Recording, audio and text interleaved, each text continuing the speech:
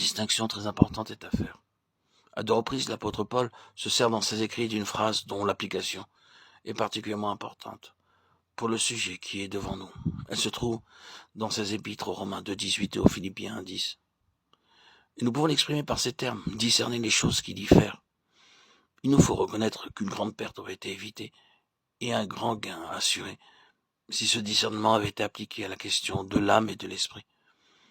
Il ne s'agit pas d'un intérêt purement technique pour les étudiants de la Bible, mais c'est une question qui touche et atteint la vie spirituelle des enfants de Dieu dans presque tous les domaines.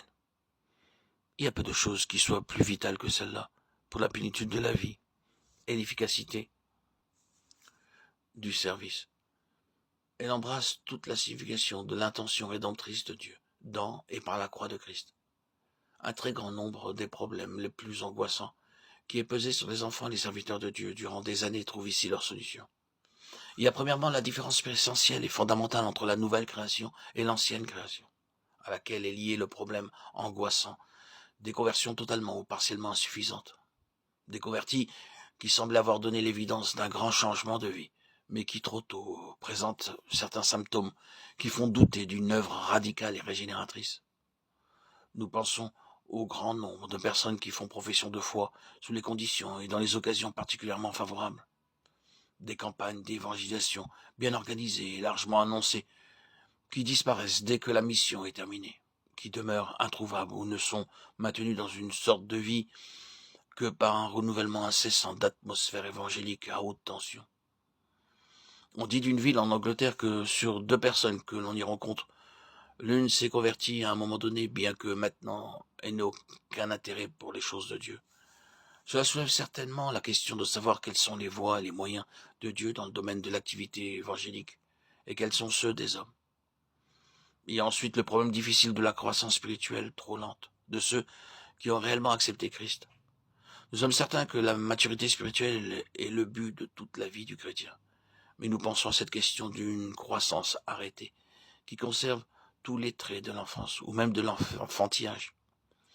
C'est une question que déploraient profondément les auteurs des lettres du Nouveau Testament, et qui représente l'objet essentiel d'une grande partie du Nouveau Testament lui-même.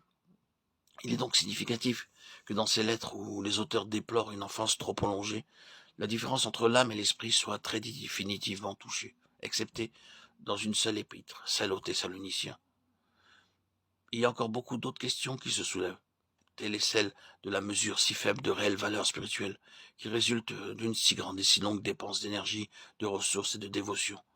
Et que dire de la prospérité et du succès des faux mouvements spirituels, séduisants et malfaisants. Et toute cette question de la séduction doit être considérée très sérieusement.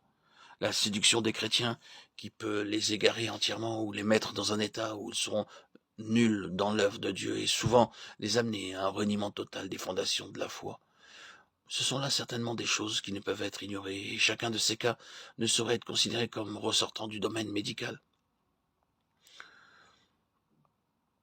Beaucoup d'autres difficultés spirituelles pourraient être ajoutées à celles que nous venons de citer, et quelques-unes d'entre elles seront mentionnées et traitées au cours des nombreux audios que vous écouterez, tandis que chacune d'entre elles peut avoir plus d'une explication à cause des facteurs particuliers qui les gouvernent.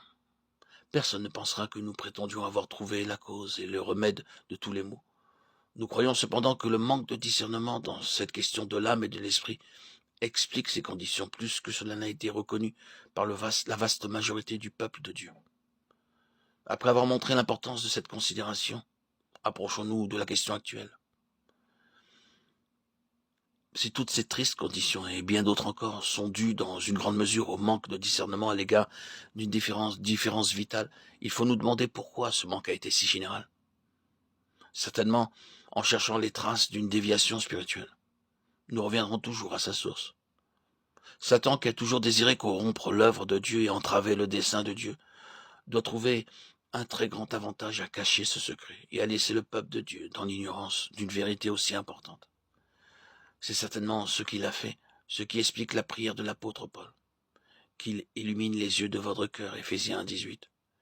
Mais Satan a ses voies et a ses moyens à lui, et il nous faut les reconnaître pour être délivrés du malin. aussi bien que du mal. Matthieu 6, 13. En ce qui concerne l'être humain, l'opinion presque universelle le reconnaît comme étant esprit et matière, âme et corps. Alors même que les chrétiens acceptent la phraséologie de la Bible, esprit, âme et corps, ou bien une capacité à reconnaître les conséquences immenses liées à cette triple désignation, ou bien une insouciance fatale les fait agir comme si les différences n'existaient pas. Mais il y a d'autres facteurs plus positifs dont il faut tenir compte.